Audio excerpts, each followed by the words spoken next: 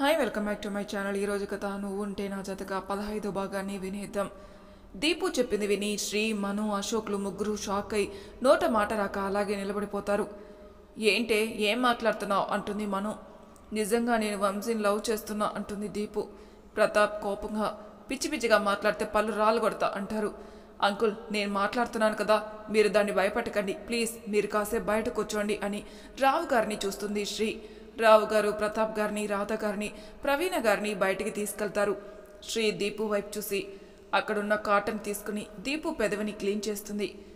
దీపు, నీకు వంశీ గురించి తెలిసే ప్రేమిస్తున్నావా? అతను మంచివాడు కాదు అంటాడు అశోక్. లేదు అశోక్, వంశీ ఇప్పుడు నా కోసం చాలా మారిపోయాడు. అలానే నువ్వెలా చెప్తావే అంటుంది మను. వంశీ చెడ్డవాడయింటే మీ వాళ్ళతో మనకెందుకు, మనం పెళ్లి చేసుకుని సంతోషంగా ఉందాం అనేవాడు. కానీ ఇప్పుడు మారిపోయాడు, మంచివాడయ్యాడు. కాబట్టే మీ పెద్దలు ఒప్పుకుంటేనే మన పెళ్ళి, లేకపోతే నన్ను మర్చిపోయి మీ వాళ్ళు చూపించిన అతన్నే పెళ్లి చేసుకో అన్నాడు. నేను చాలా నచ్చ చెప్పాను కానీ వినలేదు. శ్రీ ఒక పక్కకు వచ్చి ఫోన్ ఆన్ చేసి వాయిస్ రికార్డ్ ఆన్ చేసింది. నిజంగా నిన్ను ప్రేమిస్తే అలా ఎలా వదులుకోవడానికి సిద్ధపడ్డాడు అన్నాడు అశోక్. నేను ఇదే అడిగా. అప్పుడు వంశీ ఒక్క మాట అన్నాడు, నువ్వు నన్ను ప్రేమించింది కేవలం 1 సంవత్సరం మాత్రమే, కానీ నీ తల్లిదండ్రులు నిన్ను 22 ఏళ్ళు కళ్ళల్లో పెట్టుకొని చూసుకుంటూ వాళ్ళ ప్రాణం కన్నా ఎక్కువగా నిన్ను ప్రేమించారు. సంవత్సరం ముందు ప్రేమించిన నా కోసం 22 ఏళ్ళుగా నిన్ను ప్రేమిస్తున్న నీ తల్లిదండ్రులను వదులుకోవడం తప్పు. ఆ తప్పు నేను చేయను. నాలా నువ్వు కూడా అనాథ అవ్వడం నాకు ఇష్టం లేదు. మీ వాళ్ళు ఒప్పుకుంటేనే మన పెళ్ళి, లేకపోతే లేదు. కానీ నీకోసం నేను జీవితాంతం ఎదురు చూస్తాను అలా అన్నాడు. ఇప్పుడు చెప్పండి, వంశీ మంచివాడా చెడ్డవాడా? అశోక్ సైలెంట్ అయిపోతాడు. మరి అంకుల్కి చెప్పి ఒప్పించాలి కదా అన్నది మను. నాన్న అస్సలు ఒప్పుకోలేదు. ఎందుకంటే వంశీ ఒక అనాథ, తనకు ఆస్తిపాస్తులు ఏమీ లేవు, ముందు వెనుక ఎవరు లేరు. అక్కడికి ధైర్యం చేసి చాలాసార్లు అడిగా కానీ ఒప్పుకోలేదు. పైగా పెళ్లి సంబంధాలు చూస్తున్నారు. చాలా భయం వేసింది. పోనీ శ్రీకి చెప్పి ఒప్పిస్తుంది అనుకుంటే తనకు ప్రాబ్లం అవుతుంది. అందుకే ఎవరికీ చెప్పలేదు. అందుకే ఏం చేయాలో తెలియక ఇలా చేశాను అంటుంది దీపు. శ్రీ ఫోన్ ఆఫ్ చేసేస్తుంది. శ్రీ దీపు దగ్గరకు వచ్చి దీపుని తన చేతిలోకి తీసుకుంటూ, నాకు ప్రాబ్లం అవుతుందని నాకు చెప్పలేదా? నాకేం ప్రాబ్లం వస్తుందే అని దీపుని అడుగుతుంది.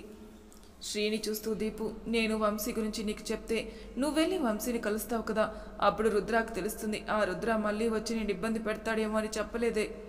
శ్రీ నవ్వుతూ, వసేయ్ నీకు అసలు తెలివుందా? మా అగ్రిమెంట్ ప్రకారం రుద్ర నాకు 5 ఏళ్ళు దూరంగా ఉండాలి. ఇప్పుడు ఇంకా 4వ సంవత్సరమే జరుగుతుంది. కాబట్టి అతను నా జోలికి రాడు. ఆ లోపలే మీ పెళ్ళి నేను జరిపిస్తాను అంటుంది. కానీ నాన్న ఒప్పుకోడు కదా. అంకుల్ గురించి నాకు వదిలే, నేను చూసుకుంటా. నువ్వు నాకు వంశీ నెంబర్ ఇవ్వు. నా వల్ల నువ్వు ఎందుకు అనిపించుకుంటావు శ్రీ? నా బాధ ఏదో నేను పడతాను కదా అని నెంబర్ ఇస్తుంది దీపు. శ్రీ దీపు తల మీద ఒక్కటిస్తూ, ఏమనుకుంటున్నావే నువ్వు? నేను నీ ఫ్రెండ్ని.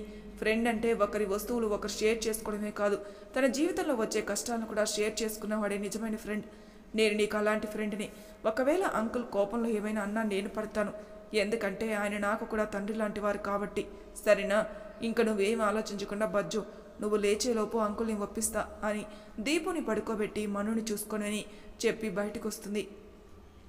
శ్రీని చూసి అందరూ లేస్తారు. శ్రీ వెళ్ళి ప్రతాప్ గారిని, ప్రవీణ గారిని పట్టుకుని ఇంటికి వెళ్ళి ఫ్రెష్ అయ్యి వద్దాం అని చెప్తుంది. ప్రతాప్ గారు కోపంగా నేను రాను అంటారు.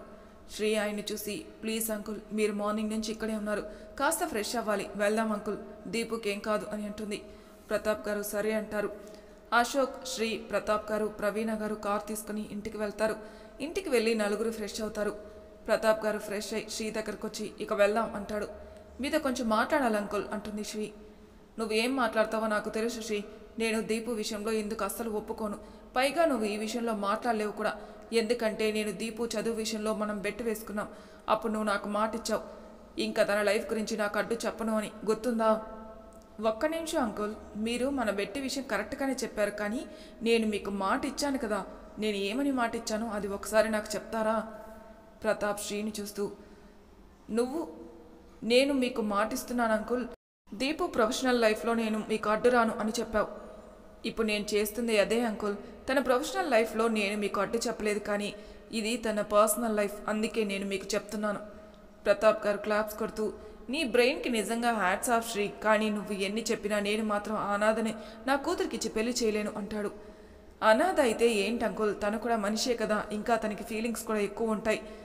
మనిషి అయితే సరిపోదు శ్రీ, అతని కులం ఏంటి, గోత్రం ఏంటి, అతని ఆస్తిపాస్తులేంటి, నా కూతుర్ని ఏ నమ్మకంతో అతనికి ఇవ్వాలి, నా కూతుర్ని ఎలా పోషిస్తాడు, కష్టం వస్తే చూడ్డానికి కూడా ముందు వెనక ఎవరూ లేరు, అలాంటి వాడికి నా కూతుర్ని నేను ఇవ్వలేను, అంత పెద్ద మనసు నాకు లేదు శ్రీ అంటాడు ప్రతాప్. శ్రీ వెంటనే తన ఫోన్లో రికార్డ్ చేసిన మాటలు ప్రతాప్ గారికి వినిపిస్తుంది. విన్నారా అంకుల్, అతను ఏమన్నాడు, అతని ప్రేమ కంటే మీరే గొప్పట, ఈ కాలంలో పెద్దవాళ్ళు ఏమైపోతే మనకేంటి, మనం సంతోషంగా ఉంటే అది చాలనుకుంటారు, కానీ ఇతనేంటి అంకుల్, మనం సంతోషంగా లేకపోయినా పెద్దవాళ్ళని నొప్పించకూడదు అనుకుంటున్నాడు. ఇతనికి తల్లిదండ్రులు లేకపోతే ఏంటి అంకుల్, దీపుతో పెళ్లి జరిపించి మీరే తల్లిదండ్రులు అవ్వచ్చు కదా. కులం గోత్రం కేవలం మనిషి బ్రతుకున్నంత వరకు మాత్రమే అంకుల్, చనిపోయాక అవి తోడుగా రావు. అయినా మనిషికి కావాల్సింది ఇవి కాదంకుల్, మంచితనం, ఎదుటి వారిని ప్రేమించడం, సాటి వారికి సహాయం చేయడం, ఇవి కావాలి. అతను మీ కూతుర్ని ఎలా పోషిస్తాడనే కదా మీ బాధ. అతను ఒక కంపెనీకి మేనేజర్, మీ కూతురికి ఎటువంటి లోటు లేకుండా తన ప్రేమతో మీలా చూసుకుంటాడు. అతనికి ఏదైనా కష్టం వస్తే నిలబడ్డానికి అతని స్నేహితుడు ఉన్నాడు అంకుల్. అన్నిటికంటే అతని దగ్గర మీ అమ్మాయి ప్రేమ చాలా ఉంది. మీరు ఎన్ని సంబంధాలు వెతికినా మీ అమ్మాయి మనసులోకి వచ్చేవాడిని మీరు తేలేరు. తనకి వేరే వాళ్ళతో పెళ్లి చేసినా మీరు అనుకున్నట్టు దీపు సంతోషంగా ఉండలేదు. ఇంత చెప్పినా మీకు ఇష్టం లేకుంటే మీ ఇష్టం అంకుల్, కానీ మన బెట్ విషయం మీకు గుర్తుందా? నేను బెట్లో గెలిస్తే నేను ఏమడిగినా మీరు ఇస్తానన్నారు. బెట్లో నేనే గెలిచాను, అప్పుడు మీరు నన్ను అడిగారు ఏం కావాలి అని, కానీ నేను టైం వచ్చినప్పుడు అడుగుతా అన్నాను. ఇప్పుడు నేను అడుగుతున్నాను అంకుల్, వంశీకి దీపుకి పెళ్లి చేయండి. నేను అడిగిన దాన్ని మీరిచ్చి మీ మాట నిలబెట్టుకుంటారో లేదు మీ ఇష్టం అని చెప్పి వెళ్ళిపోతుంది శ్రీ వంశీ నెంబర్కి కాల్ చేస్తుంది. వంశీ ఎత్తి మాట్లాడతాడు. వంశీని కాఫీ షాప్కి రమ్మంటుంది. కాసేపటి తర్వాత శ్రీ వంశీ ఇద్దరు కాఫీ షాప్లో కలుస్తారు. బాగున్నావా శ్రీ, కలిసి 3 ఏళ్ళయింది అంటాడు వంశీ. నేను బాగున్నాను, కానీ దీపు విషయం ఏం ఆలోచించావు అని అడుగుతుంది. నేను ముందే చెప్పాను తన పేరెంట్స్ ఒప్పుకోవాలని అంటాడు. వాళ్ళు ఒప్పుకున్నారు. ఏంటి, నిజంగానే ఒప్పుకున్నారా అంటాడు వంశీ. అవును, నువ్వు వచ్చి వాళ్ళతో ఇప్పుడు మాట్లాడాలి, అది చెబుదామని వచ్చా.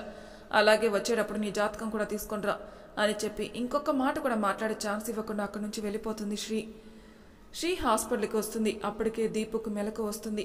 డాక్టర్ దీపుని డిశ్చార్జ్ చేస్తారు. అందరూ దీపుని జాగ్రత్తగా ఇంటికి తీసుకెళ్తారు. దీపుని సోఫాలో కూర్చోబెడతారు. ఇందులో వంశీ అక్కడికి వస్తాడు. వంశీని చూసి దీపు మొహం వెలిగిపోతుంది. ప్రతాప్ గారు వంశీని చూసి ఎవరు బాబు నువ్వు అని అడుగుతాడు. శ్రీ వచ్చి ఇతనే అంకుల్, మీ అమ్మాయిని ప్రేమించిన అతను, పేరు వంశీ, లోపలికి రా వంశీ అని వంశీని లోపలికి పిలిచి కూర్చోబెడుతుంది. వంశీ కొంచెం బెరుగ్గానే వచ్చి కూర్చుంటాడు. ప్రతాప్ గారు వంశీని పైనుంచి కింద వరకు తీక్షణంగా చూసి నేను మా అమ్మాయిని నీకు ఇవ్వను అని అంటాడు. ఆయన అలా చెప్పగానే వంశీ బాధపడతాడు. శ్రీ ఇంకా మిగిలిన వాళ్ళు షాక్ అవుతారు. దీపు మాట్లాడబోతుంటే శ్రీ చేయి పట్టుకుని ఆపుతుంది. వంశీ పైకి లేచి మీరు పెద్దవారు, ఏ విషయమైనా చాలా ఆలోచించి నిర్ణయం తీసుకుంటారు. మీరు ఏది చేసినా మా మంచికే, దీపుని జాగ్రత్తగా చూసుకోండి అని వెళ్తుంటాడు. ప్రతాప్ గారు ఆగు అని అరుస్తారు. వంశీ ఆగి వెనక్కి తిరుగుతాడు. ప్రతాప్ గారు వంశీ దగ్గరకు వచ్చి కౌగిలించుకుంటాడు. ఈసారి అందరూ ఆశ్చర్యపోతారు. ప్రతాప్ గారు వంశీని వదిలి నచ్చావు, నేను కాదు అన్నా కూడా శాంతంగా నేను చెప్పిందే రైట్ అన్నావు చూడు, చాలా నచ్చావు, నువ్వే నా ఇంటి అల్లుడివి అని వెనక్కి తిరిగి శ్రీని చూసి నేను మాట తప్పను శ్రీ అని దీపుని చూసి ఇతను నీకు నచ్చినా నచ్చకపోయినా ఇతనే నా ఇంటి అల్లుడు, నా నిర్ణయంలో ఏ మార్పు ఉండదు అంటాడు. దీపు పరిగెత్తుకుంటూ వచ్చి ప్రతాప్ గారిని హక్ చేసుకుని థ్యాంక్స్ నాన్న, థ్యాంక్ యూ సో మచ్ అని ఏడుస్తుంది. ప్రతాప్ గారు దీపు కళ్ళు తుడిచి థ్యాంక్స్ నాకు కాదు తల్లి, నీ ఫ్రెండ్కి చెప్పు, తనే నీ విషయంలో నేను ఎప్పుడు తప్పు చేయకుండా చూసుకుంది అని చెప్పి దీపు చెయ్యి వంశీ చెయ్యి కలిపి ఇప్పుడు కూడా అంటాడు. దీపు శ్రీని చూసి వెళ్ళి గట్టిగా హక్ చేసుకుని ఏడుస్తుంది. శ్రీ నవ్వుతూ దీనికి బాధ వస్తే ఇది చస్తుంది, సంతోషం వస్తే మమ్మల్ని చంపుతుంది అంటుంది. దీపు శ్రీని కొట్టి తన గదికి తీసుకెళ్ళిపోతుంది. ప్రతాప్ గారు వంశీని చూసి బాబు నువ్వు నీ జాతకం తెస్తే పంతులు గారికి చూపిస్తా. వంశీ తన జాతకం ప్రతాప్ గారికి ఇస్తూ శ్రీ ముందే చెప్పిందండి తమ్మెని. ఇంకా అండి గిండి ఏంటి బాబు, లక్షణంగా మామయ్య అని పిలువు అంటాడు ప్రతాప్. అలాగే మామయ్య గారు, ఇప్పుడు బాగుంది. మామయ్య గారు మీరు ఒకసారి వచ్చి మా వాళ్ళతో మాట్లాడాలి అంటాడు వంశీ. నీకు ఎవరూ లేరు కదా అంటాడు ప్రతాప్. లేదు మామయ్య, నన్ను పెంచి నాకు తండ్రి అయ్యారు, ఆయనతో మీరు మాట్లాడాలి. అలాగే అల్లుడు, ఎప్పుడు మాట్లాడాలి? రేపు వస్తారా అంటాడు వంశీ. అలాగే వస్తాం. వంశీ అందరికీ చెప్పి వెళ్ళిపోతాడు. శ్రీ మను అశోక్ దీపు దగ్గరికి వెళ్తారు. దీపు సిగ్గుపడుతూ కూర్చునుంటుంది. ముగ్గురు వెళ్ళి దీపును ఆట పట్టిస్తారు. అసలు నీకు వంశీకి పడదు కదా, మరి మీ ఇద్దరి ప్రేమలా ఎలా పడ్డారే అంటుంది శ్రీ. అదా, మేము కొట్లాడుకుంటూనే ప్రేమలో పడ్డాం. 1 సంవత్సరం ముందు నా డిజైన్స్ కోసం అని వెళ్తే తను కనిపించాడు. అక్కడ కూడా కొట్లాడాం. అలా కొట్లాడుకుంటూనే ప్రేమలో పడిపోయాం అంటుంది దీపు. ముగ్గురు ఒకేసారి అబ్బో అంటారు. అలా దీపుని ముగ్గురు ఏడిపిస్తూ ఉంటారు. తర్వాత ప్రవీణ గారు వచ్చి అందరినీ డిన్నర్కి పిలుస్తారు.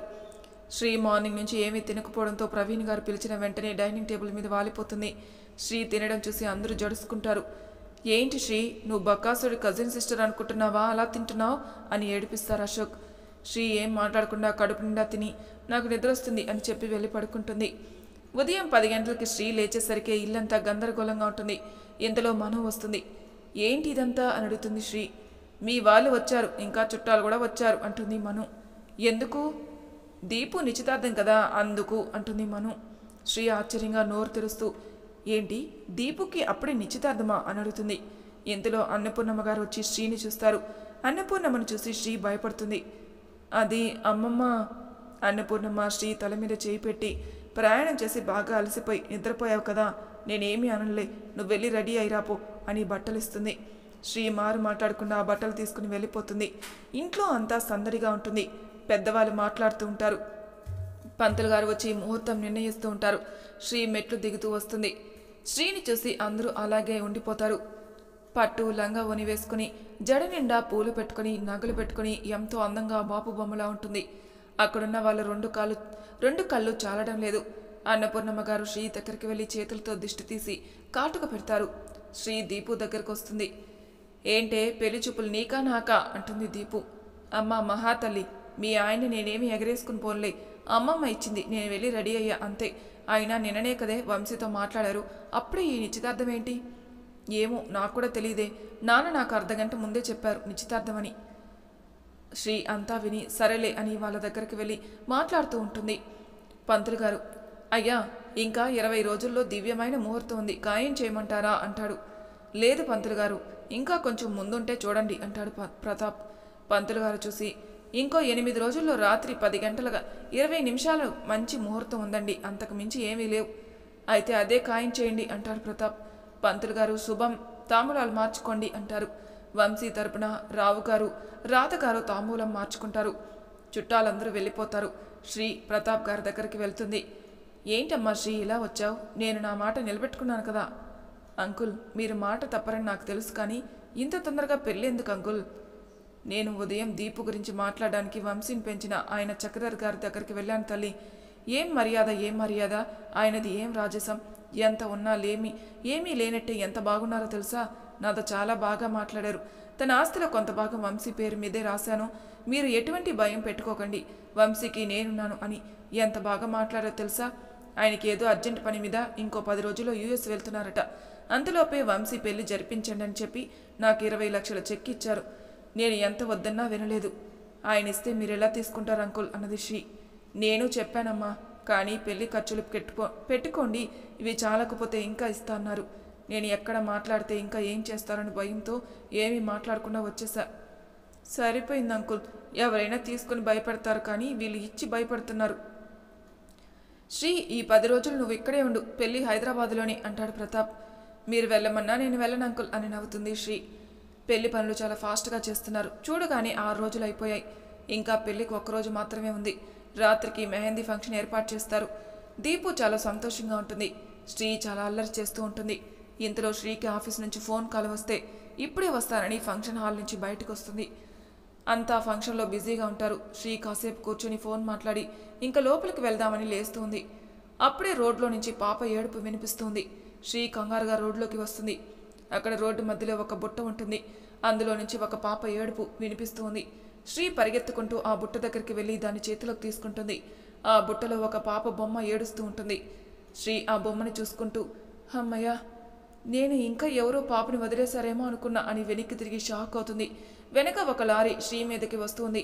ఇంకొంచెం ఉంటే శ్రీకి తగులుతుంది అనగా శ్రీ వెంటనే తేరుకొని పక్కకి వచ్చేస్తుంది.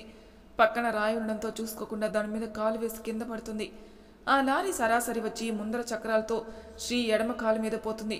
శ్రీ గట్టిగా అమ్మా అని అరుస్తుంది. లారీ వెనక చక్రాలు కూడా శ్రీ మీదకి వచ్చేలోగా శ్రీ కాలుని పక్కకు తీసేసుకుంటుంది. ఆ లారీ నిమిషం కూడా ఆగకుండా వెళ్ళిపోతుంది. శ్రీ నొప్పితో విలువెల్లాడుతుంది. నొప్పి భరించలేక చాలా ఏడుస్తుంది. అప్పుడే అటు ఆటోలో వెళ్తున్న డ్రైవర్ శ్రీని చూసి హాస్పిటల్కి తీసుకెళ్తాడు. శ్రీకి కట్టుకట్టి కాలు చాలా డ్యామేజ్ అయింది, ఎట్టి పరిస్థితుల్లో కూడా కాలు మీద స్ట్రెస్ పడకూడదని చెప్తారు. శ్రీకి పెయిన్ కిల్లర్ ఇవ్వడంతో నొప్పి కొంచెం తగ్గుతుంది. ఇంతలో లక్ష్మి గారు ఫోన్ చేస్తారు.